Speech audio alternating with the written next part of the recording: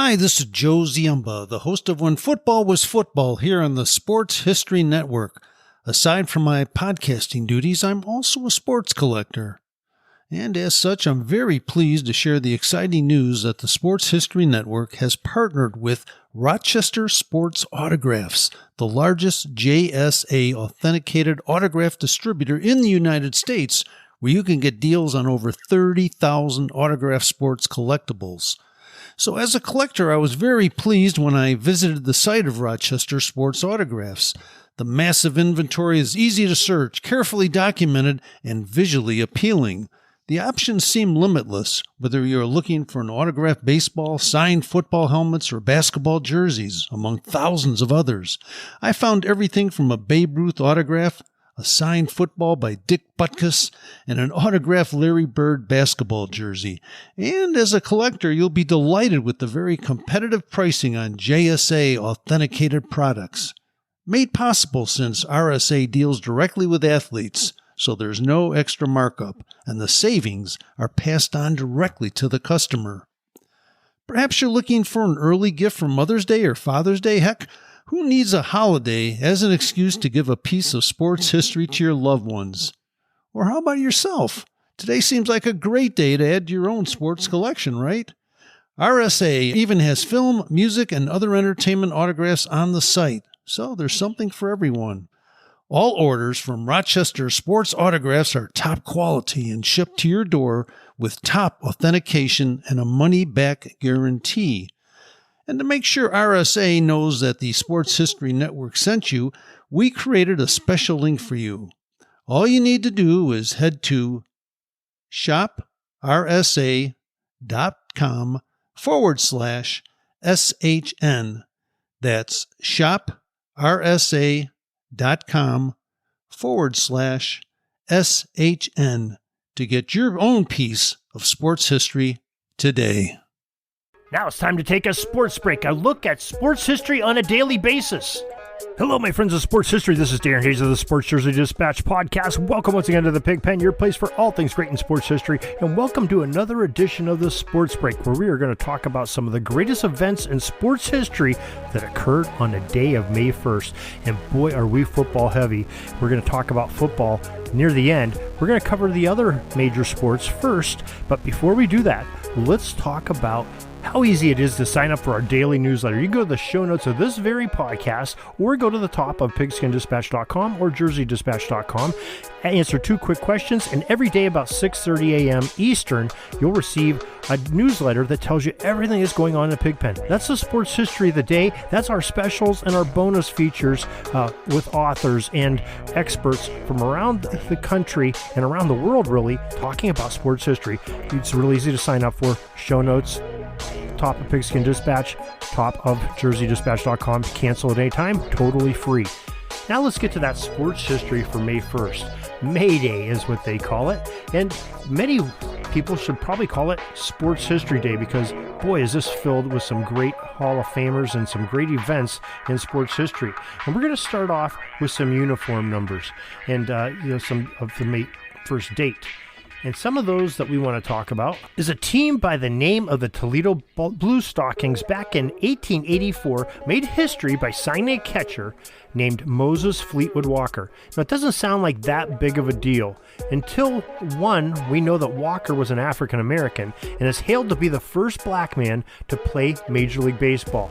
The predecessor of the American League, the American Association, in an effort to compete with the well-established National League at that point in 1884, added the Blue Stockings, which was a minor league team that hired Walker in 1883, a year prior, to play in their conference of baseball teams that they played in then. Now, declaring themselves as a major league, the Blue Stockings with Moses Walker behind the plate took the field against the Louisville Eclipse. And Moses had graduated from the University of Michigan after transferring from Oberlin College, and Walker did not wear gloves in protection as it was common practice in that era of baseball. And unfortunately, this was a contributing factor to the injuries that would prematurely end his playing career. But Moses Fleetwood Walker, a real trailblazer back in the 19th century. And in 1901 on May 1st, the Chicago White Sox outfielder Herm McFarland hit the first grand slam home run in American League history. The 4-run shot led to a Sox 19-9 win at home against the Detroit Tigers. Of course, it didn't help matters when the visitors also committed 12 errors. On May 1st, 1906, the Philadelphia Athletics pitcher John Lush threw a no-hit shutout against the Brooklyn Superbas for a 6-0 win for the A's. And on May 1st, 1920, the Bambino slugger Babe Ruth, number 3 of the New York Yankees, hit his first bomb over the wall for his new club, the New York Yankees. Now, let's take a moment of hockey for May 1st. There's not much news on May 1st, but it's a good one. Because on May 1st, 1965, Hockey Hall of Fame goaltender Gump Worsley, who wore number 1 for the Montreal Canadiens, shut out the Blackhawks by the score of 4-0 in Game 7 of the finals to win the Stanley Cup Championship. Gumper's whitewash was only second shutout in a Game 7 of the finals in league history. Also, another future Montreal Hall of Famer, number 4 Jean Bellevue, became the first winner of the Conn Smythe Trophy as the MVP of the finals. And that was inspired by the VintageHockeyJerseys.com website. Make sure you check them out. They've got some great hockey history for each day of the year, and some great products as well that maybe you would find interest to. Now let's go to NBA.com for some more inspiration, and this is from the hard courts for May 1st history. And in 1980, a group that would become the Dallas Mavericks was granted an expansion franchise by the NBA. The Mavs bring the total number of NBA teams to 23 on that day some 40 years ago. And you want to talk about big numbers. Well, how about number 23 of the Chicago Bulls? May 1st, 1988, Michael Jordan became the first player to score 50 or more points in consecutive playoff games when he drilled Cleveland for 55 points in Chicago's 106-101 victory in Game 2 of their Eastern Conference tilt in the first round. Now, the Game 1 on April 28th, Jordan scored 50 points in Chicago's 104-93 victory. Definitely made a difference in these close games. When you put up a half a cinch, that's a pretty good day, and Michael Jordan was definitely that, and a box of chocolate. Now let's go to thisdayinbaseball.com website, as they have some great info on each day of the year, at least each day of the baseball season, and they have some great items from May 1st as well. And we're going to grab a couple of those just to show off what they have there. On May 1st, 1912, George Sisler, a freshman at the University of Michigan, struck out 20 players in 7 innings, and Sisler would start his Hall of Fame career in 1915 with the St. Louis Browns, but would gain more fame as a field player in the major leagues. And on May 1st, 1925, a 17-year-old Jimmy Fox pinch hit singles his first major league at-bat in the A's 9-4 loss to Washington at Griffith Stadium. Future Hall of Famer will finish with his 20-year career with a .325 lifetime batting average. And from a more modern era, we were going to go to the year of 1969, and Don Wilson of the Houston Astros pitched his second career no-hitter. That all comes from thisdayinbaseball.com for May 1st, and boy, do they have a lot of information there. I think you'll really enjoy them. Thisdayinbaseball.com. Another great baseball site that we like to go to is our friend Jay Daniel, who wrote the famous book Suds series, has his 80sbaseball.com website, and we love to go there. He has a lot of birthdays that pertain to 1980s players, not people born in the 1980s, but that had birthdays and played in Major League Baseball 1980s. And he's got some debuts, and one of them is Dwight Smith, that went 0 for 3 in his big league debut, but finished the season batting .323 and is a runner-up to teammate Jerome Walton for the National League Rookie of the Year award. And we also had a big blow-up on May 1st, 1980. Bill Madlock of the Pittsburgh Pirates, third baseman, and umpire Jerry Crawford have a disagreement over a check swing that leads to the Mad Dog being suspended. And that was not a pretty sight. I can remember watching that game, and didn't work out so well for the Mad Dog. The umpires always win, as the movie The Umpire Strikes Back, I guess you could say. Bad joke. Don't write in on that one. Okay, let's go to our football for the day, because we told you this is a busy day in football. We have a lot of Hall of Fame birthdays we want to get to, and let's go through them right now. Ernie Pinkert is a College Football Hall of Fame player. On May 1st, 1908, he was born in Medford, Wisconsin, and he was a flashy halfback of the Southern Cal Trojans of 1929 to 1931. Ernie had a skill set a few players in his era had, with a combination of being able to bust off a long run at any moment, catch passes, and produce powerful blocks. That's good for a running back in any era, and he ended up going into the College Football Hall of Fame in 1957, ended up getting drafted into the NFL, played with the Boston Braves, Boston Redskins, and then they turned into the Washington Redskins in the NFL. Ollie Matson, who we have talked about quite a bit with our friend Joe Ziemba over the years. He was born May 1st, 1930 in Trinity, Texas, as the University of San Francisco stud halfback from 1949 to 51. Now, he was blessed with some great size, speed, and balance, so very few people have that in any era. And he ended up going into the College Football Hall of Fame in 1976.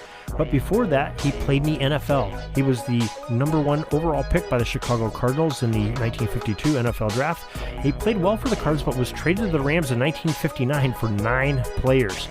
You can learn more about that one in our previous football history headlines. But he ended up racking up over 12,000 yards of total offense in the league and was enshrined in the Pro Football Hall of Fame in 1972.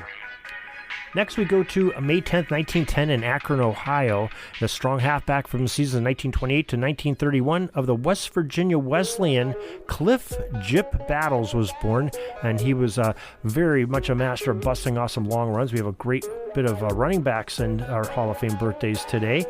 He ended up going into the College Football Hall of Fame in 1959 and ended up going into the Pro Football Hall of Fame in 1968 after a great career with the Washington Redskins. So another Washington Redskins back, and he also went to served in the World War II, and then came back and coached the Brooklyn Dodgers of the All-America Football Conference in 1946-1947.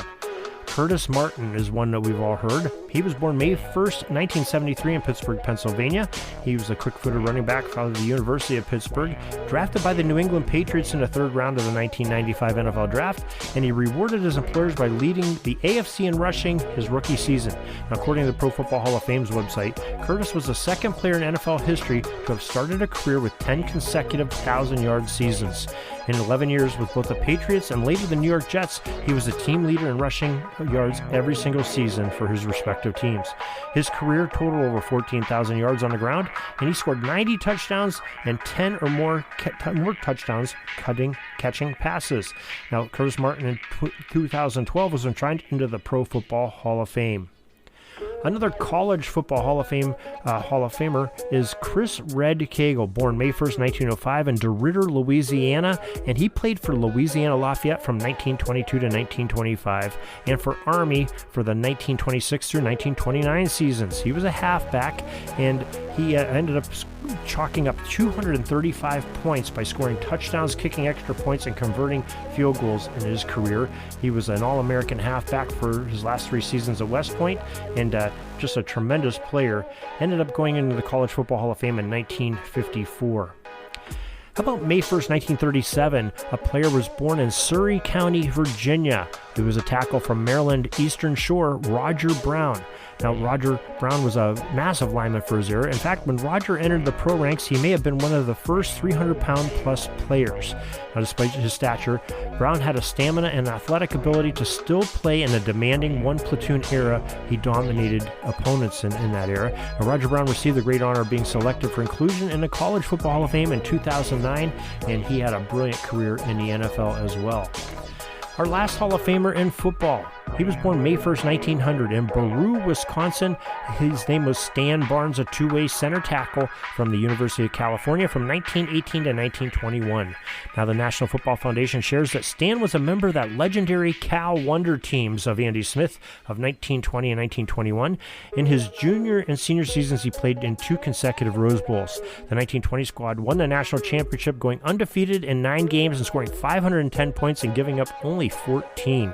Now, brilliant seasons that he had, including they had a game against St. Mary's where they won 127-0, and they beat the Ohio State Buckeyes in his senior year by a score of 28-0 in the Rose Bowl.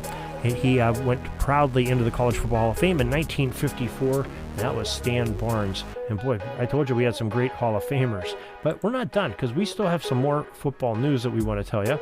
And our football history headline of the day talks about the Philadelphia Eagles being sold. Now, former owner Jerry Woolman was forced to sell back in May 1st, 1969, to trucking magnate Leonard Tost, who bought the Eagles franchise for a professional sports record at the time of $16.5 million. That sounds like pocket change today.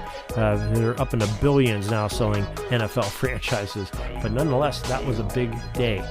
On this date in 1984, it was the NFL draft, and wide receiver Irving Fryer was the first pick by the New England Patriots in the 1984 NFL draft. And he was followed by Dean Steinkuhler, a tackle from Nebraska, who went to Houston, and Carl Banks to the New York Giants. Kenny Jackson, a wide receiver from Penn State, went to the Philadelphia Eagles. And Kansas City picked up Bill Maas, a nose tackle from Pittsburgh, and that was your top 5. We have the top 10 showing on PigskinDispatch.com, and we have many more items there as well, and also some more on Sports Jersey Dispatch and JerseyDispatch.com. And we are sure glad that you were able to join us here today for this little sports break for May 1st. Hope you join us back tomorrow and next time, as we talk about sports history. And until next time, have a great sports history day. This penalty kill is almost over. I got to get back out on the ice. But thanks again for joining us for another great edition of Sports Jersey Dispatch Podcast. We'll see you tomorrow.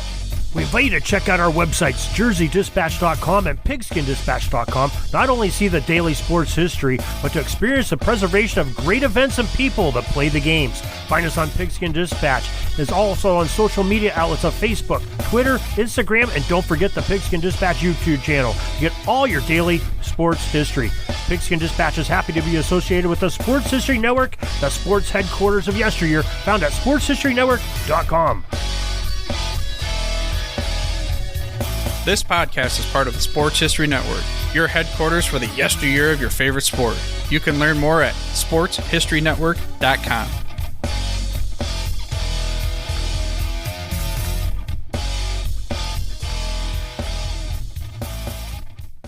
Hi, this is Joe Ziemba, the host of When Football Was Football, here on the Sports History Network. I'm very pleased to announce that I will be partnering with the Sports History Network to give away 2 copies of my latest book called Bears vs. Cardinals, the NFL's Oldest Rivalry. To enter, just head over to the following link, sportshistorynetwork.com/giveaways. We hope you'll enjoy the numerous stories in the book, which is largely based on the newly released Dutch Tournament collection at the Pro Football Hall of Fame. Dutch was the co-owner of the early Chicago Bears with George Halas and kept correspondence, financial records, and scouting reports, which now allow us to peek into the management of an NFL club during the first few years of the league's existence. Along the way, we'll meet unusual gridiron characters from years gone by, including a quarterback who could throw the ball farther behind his back than he could throwing it forward, a Bears lineman who was such a good tavern fighter that he decided to enter the boxing universe, and a Cardinals halfback who gave up the NFL rushing title by deciding to not show up for his team's final game of the season. And can we forget the time the Al Capone mob interrupted a Bears-Cardinals game? The new book was fun to research, and I hope you will enter our free contest today. Once the winners are selected, we'll be in touch regarding shipping as well as to inscribe the book personally for you. This might make a perfect gift for Mother's or Father's Day, or simply add it to your own personal collection. Once again, enter by visiting sportshistorynetwork.com/giveaways. Thank you and good luck.